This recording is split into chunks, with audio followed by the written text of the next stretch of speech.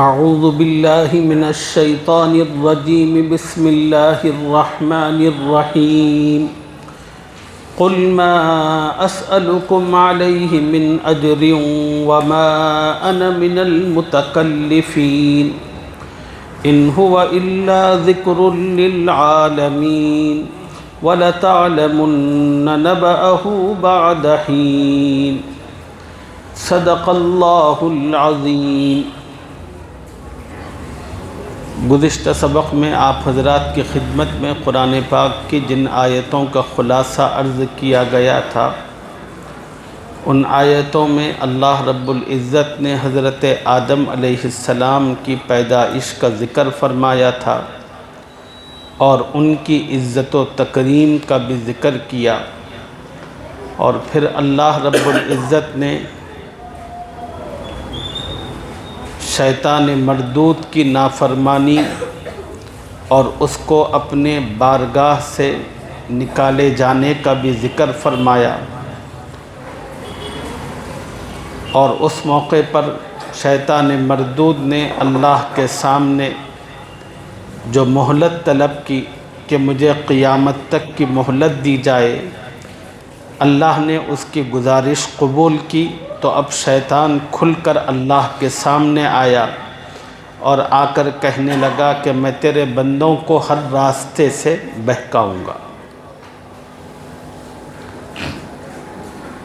عقیدوں کے راستے سے، ایمان کے راستے سے، اعمال کے راستے سے، ہر طرف سے میں ان کے پاس آؤں گا اور ان کو بہکاؤں گا۔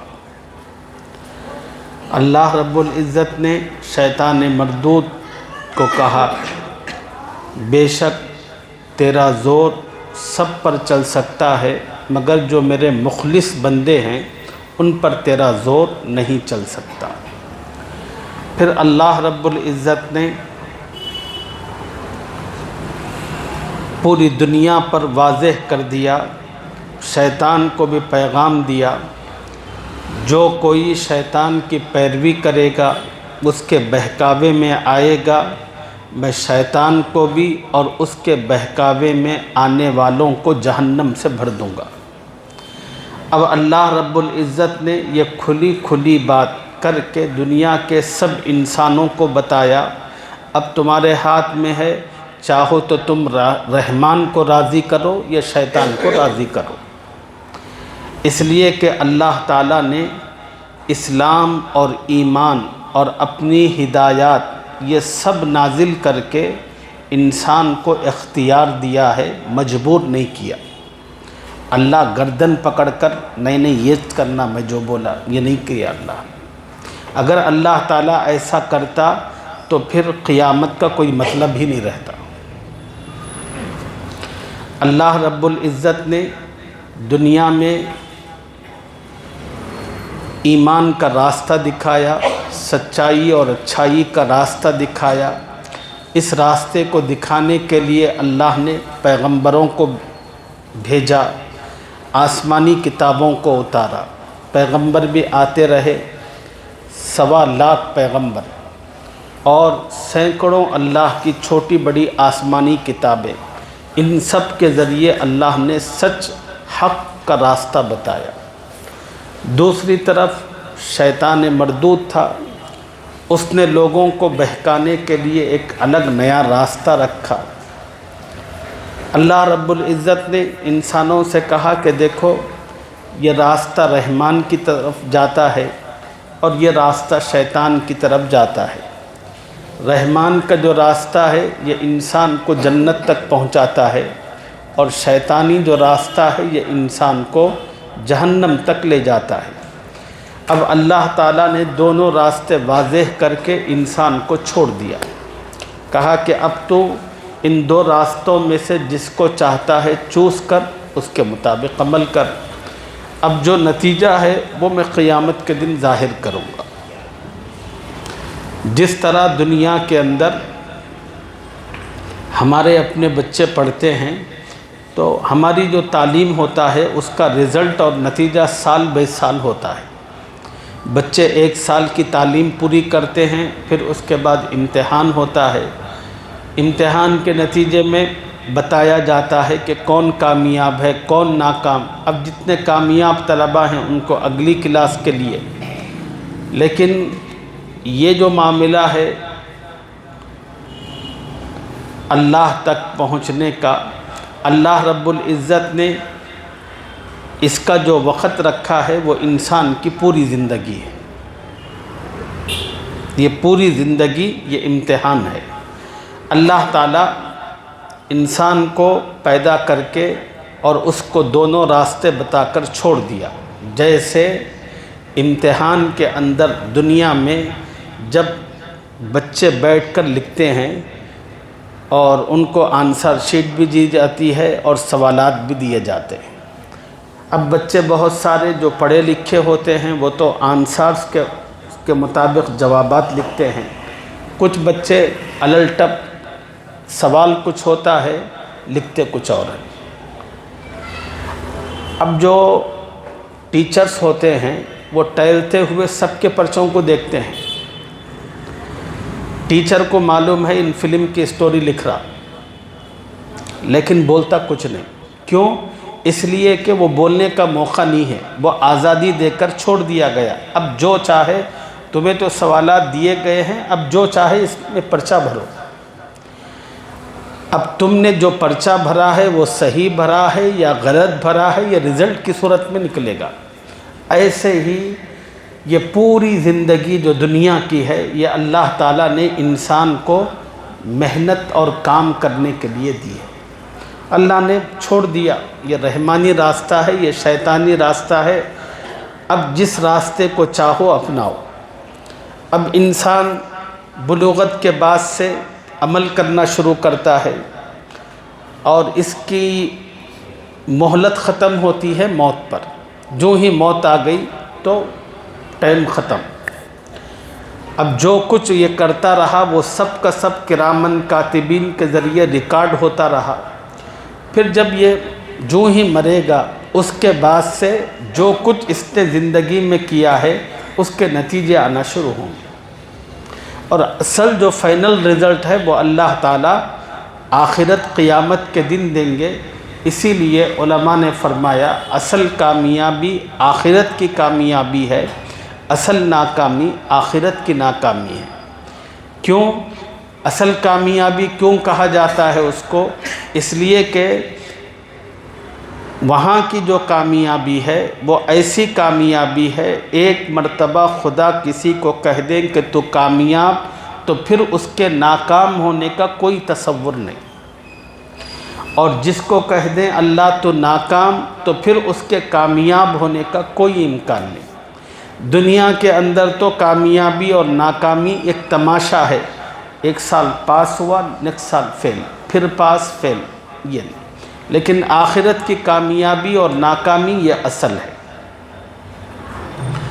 تو اسی کو اللہ رب العزت نے بیان فرمایا کہ سن لو تمام کے تمام لوگ، جو کوئی شیطان کی سازشوں میں آئے گا اور اس کے بتائے ہوئے راستے پر چلے گا، رحمان کے مقابلے میں اس کو دوست رکھے گا، اور اللہ کے طور و طریق کو، اس کے نبی کی ہدایات کو پامال کرتے ہوئے شیطان کے بتلائے ہوئے طریقوں میں الجھ کر رہ جائے گا، ایسے سب لوگ کان کھول کر سنو، میں سب کو جہنم میں داخل کروں گا۔ یہ خلاصہ تھا گزشتہ آیتوں کا۔ ابھی میں نے 3 آیتیں آپ کے سامنے پڑھی، انہی 3 آیتوں پر اس سورت کا اختتام ہو رہا ہے۔ ان 3 آیتوں میں اللہ نے 4 باتیں فرمائی۔ پہلی بات، قُلْ مَا أَسْأَلُكُمْ عَلَيْهِ مِنْ أَجْرٍ، اے محمد صلی اللہ علیہ وسلم آپ لوگوں سے کہہ دیجئے میں تم سے اسلام کی دعوت پر کوئی اجرت نہیں مانگتا۔ یہ بات صرف حضور صلی اللہ علیہ وسلم کی حد تک نہیں، دنیا میں آدم علیہ السلام سے لے کر عیسیٰ علیہ السلام تک جتنے پیغمبر آئے، تمام کے تمام پیغمبروں نے ہر موقع پر اپنی قوم سے ایک ہی بات کہی۔ وہ بات یہ تھی ما اسألکم علیہ اجرا، اے میری قوم، ہم جو دین کی بات، خیر خواہی کی بات، بھلائی کی بات تمہارے سامنے کرتے ہیں، ہم اپنی ان باتوں پر تم سے کسی قسم کی اجرت کا مطالبہ نہیں کرتے، ہم اس پر کوئی پیسے، کوئی معاوضہ نہیں مانگتے۔ نبیوں کی دعوت کیا ہوتی تھی؟ نبیوں کی دعوت یہی ہوتی تھی کہ اللہ ایک ہے، عبادت و بندگی کے لائق وہی ہے، اسی کو مانو، اسی کی عبادت کرو، مدد اسی سے طلب کرو، جو کچھ ہے سب کچھ اسی ایک کے قبضے اور اختیار میں ہے، اور میں اللہ کا پیغمبر اور رسول ہوں، اور تمہیں کامیاب زندگی کے لیے میرے بتائے ہوئے طریقے اور راستے پر عمل کرنا ہوگا، یہ نبی فرماتے تھے۔ اور نبی اس کے ساتھ کچھ عقیدے، کچھ اخلاق، کچھ اعمال اور کردار کی باتیں بھی لوگوں کے سامنے رکھتے تھے، کہتے تھے کہ لوگوں اپنے عقیدے ٹھیک کرو، اپنی عبادت صحیح بناؤ، اپنی معاشرت، لوگوں کے ساتھ سلوک اور ان کے ساتھ معاملہ اچھا کرو، کسی پر ظلم و ستم مت کرو، سچائی کی راہ اپناؤ، جھوٹ، دھوکہ، فریب، ان قسم کی چیزوں سے اپنے آپ کو بچاؤ۔ یہ پورے نبیوں کی تعلیم، ان کا خلاصہ تھا، اور نبی یہی باتیں لوگوں سے کہتے تھے۔ تو پیغمبروں نے یہ باتیں کہنے کے بعد لوگوں سے کہا کہ لوگوں، یہ بھلی باتیں ہم آپ کو جو بتا رہے ہیں، یہ اس وجہ سے کہ اللہ نے ہمیں نبوت و رسالت دے کر ذمہ داری دی ہے کہ یہ باتوں کو ہم آپ تک رکھیں، تو اسی وجہ سے پہنچا رہے ہیں۔ اور پھر وہ کہتے کہ ہم اپنی اس تبلیغ پر، اپنی اس محنت پر تم سے کوئی اجرت کا مطالبہ تو نہیں کرتے، ان اجریہ الا علی اللہ، ہماری اجرت تو اللہ کے ذمے ہے، جس نے ہمیں رسول اور پیغمبر بنایا اور یہ ذمہ داری دی، ہم اپنی اجرت کا مطالبہ بھی اسی سے کریں گے، وہی ہماری اجرت دے گا۔ اب یہ بات کہہ کر سامنے والوں کو پیغمبر یہ دعوت دیتے تھے کہ تم غور و فکر کرو کہ ہم نے تو تمہارے ساتھ خیر خواہی اور اچھی بات کرنے اور بتانے کی جو حد تھی وہ پوری کر دی بے لوث انداز میں، اب تمہیں اس کو ماننا ہے کہ نہیں ماننا، تمہیں ان باتوں کو قبول کرنا ہے کہ نہیں کرنا، اس کا فیصلہ تم کرو۔ اور انبیاء کے دنیا سے گزرنے کے بعد جو علماء ہیں، یہ انبیاء کے وارث ہیں، انبیاء بھی دین کی باتیں، وہی انبیاء نے جو باتیں کی، جو کام کیے، انہی کاموں میں سے کچھ کو لے کر عوام کے سامنے ان کی خیر خواہی، بھلائی کا کام کرتے ہیں۔ اب یہاں پر ہم لوگوں کو مختلف مقامات پر جو مختصر سی تنخواہیں دی جاتی ہیں، یہ ضرورتوں کی تکمیل کے لیے ہے، ورنہ پہلے جب اسلامی نظام تھا تو اس اسلامی نظام کے اندر تمام علماء کو جو تنخواہیں ملتی تھیں وہ حکومت اسلامیہ کی طرف سے آتی تھی، لیکن اب حکومتیں ختم ہو گئیں، اسلامی حکومتیں، اب دنیا کے مختلف ملکوں کے اندر الگ الگ مذہبوں کی حکومتیں بن گئی، تو اب اسلام اور ایمان کا تحفظ ضروری تھا، اس کے لیے مدارس کا جال بچھایا گیا اور مساجد وغیرہ علماء تیار کیے گئے، مساجد کے اندر اور مختلف مقامات پر ان علماء کو پہنچایا گیا۔ اب وہ علماء خدمت کر رہے ہیں، یہ خدمت یہ صرف اور صرف خلوص للہیت کی بنیاد پر ہے۔ ان علماء کو جو کچھ بھی دیا جاتا ہے وہ زندگی کی ضرورتوں کی تکمیل کے لیے کچھ سہولت فراہم کی جاتی ہے، ورنہ جو خدمت کی جاتی ہے اس کا اجر، اس کا بدلہ تو دنیا پیش نہیں کر سکتی، یہ جو بھی اجرت ہے وہ تو اللہ ہی دیں گے۔ اسی کو انبیاء نے کہا، قُلْ مَا أَسْأَلُكُمْ عَلَيْهِ مِنْ أَجْرٍ، اے محمد صلی اللہ علیہ وسلم آپ لوگوں سے کہہ دو میں تم سے اس اسلام کی دعوت پر کوئی اجرت نہیں مانگتا۔ اور دوسری بات، وما انا من المتکلفین، اور نہ میں بناوٹی لوگوں میں سے ہوں۔ اے نبی آپ کہہ دیں، اللہ نے نبی کی زبانی کہلوایا، میں بناوٹی لوگوں میں سے نہیں ہوں، میں ان لوگوں میں سے نہیں ہوں جو تکلف کرتے ہیں۔ تکلف نہ نبی کی ذات میں ہوتا ہے، تکلف نہ نبی کی بات میں ہوتا ہے، تکلف نہ نبی کے کردار میں ہوتا ہے۔ نبی کی زندگی تکلف سے بالکل پاک ہوتی ہے، اور دین اسلام کا تکلف سے دور دور تک کوئی تعلق نہیں۔ اسلام اس کے مقابلے میں جس چیز کو چاہتا اور پسند کرتا ہے وہ ہے سادگی، بے تکلفی۔ اسلام اس کو بہت پسند کرتا ہے۔ آج امت مسلمہ جو برباد ہوئی ہے، ہو رہی ہے، یہ تکلف میں پڑھ کر ہی۔ یہ تکلف تعمیرات میں آ گیا، تکلف رسوم و رواج کے اعتبار سے ہر چیز کے اندر آ گیا۔ اب ہر ایک کو دیکھیے، اب جس آدمی کے پاس پیسے وغیرہ کی سہولت ہے وہ آسانی کے ساتھ یہ سب کام کر لیتا ہے۔ جس آدمی کے پاس پیسہ نہیں ہے وہ یہی سوچتا ہے کہ اگر میں یہ نہیں کروں گا تو لوگ کیا کہیں گے، لوگ کیا سمجھیں گے۔ بس اسی میں مر مر کر قرضے لیتا ہے اور اپنی پراپرٹیاں بیچ کر بالکل کنگال ہو جاتا ہے۔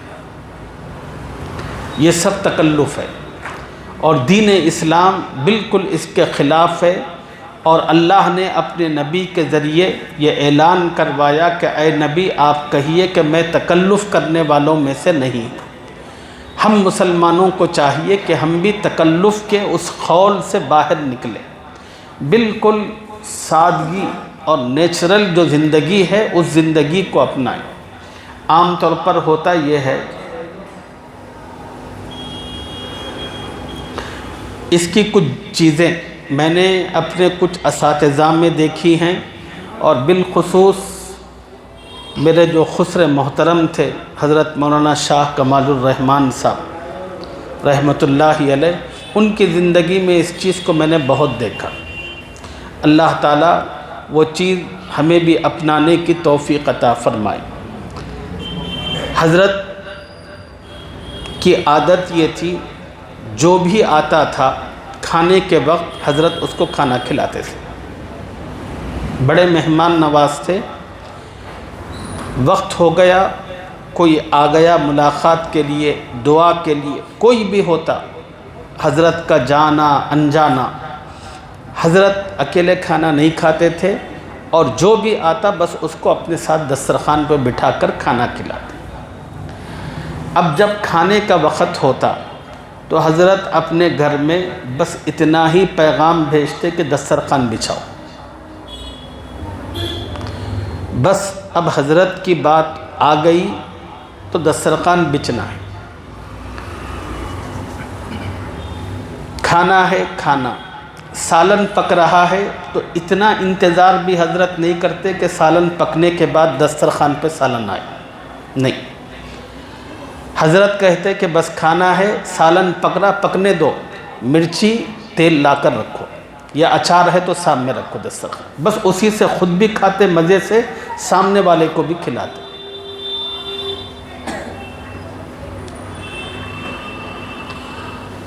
دسیوں مرتبہ ایسا میں نے خود اپنی آنکھوں سے دیکھا ہے کہ لوگ کھانا کھا کر ختم کرتے یا آخری نوالے پر ہوتے، اس وقت سالن وغیرہ سب چیزیں آ رہی ہوتی،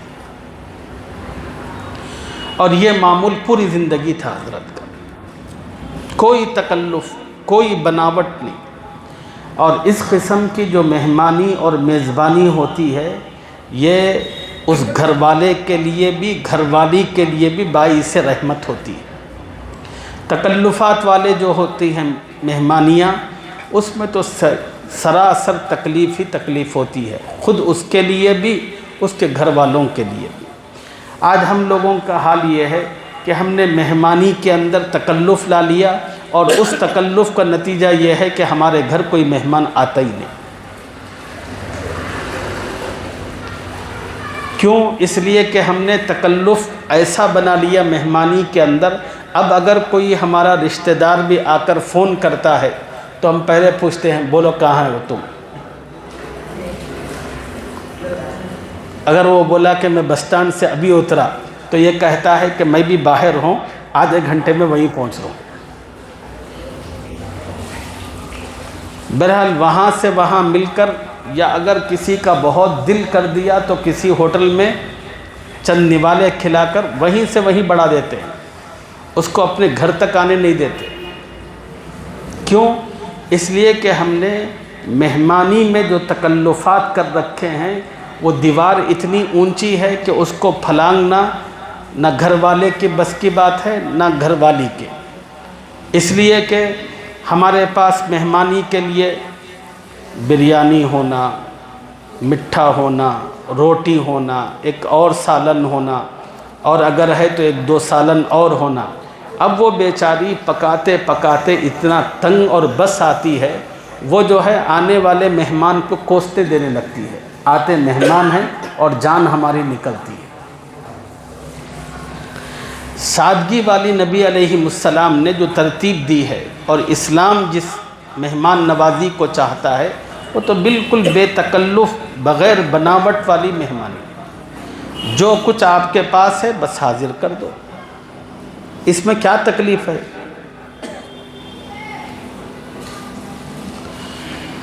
اگر آپ کو معلوم ہو گیا کہ کچھ آنا ہے تو بیگم سے کہہ دو کہ بیگم پکا ہی رہے ہیں تو 2 مٹھی چاول اور اضافہ کر دو، تھوڑا سا سالن اور اضافہ کر لو، بس ختم ہو گیا۔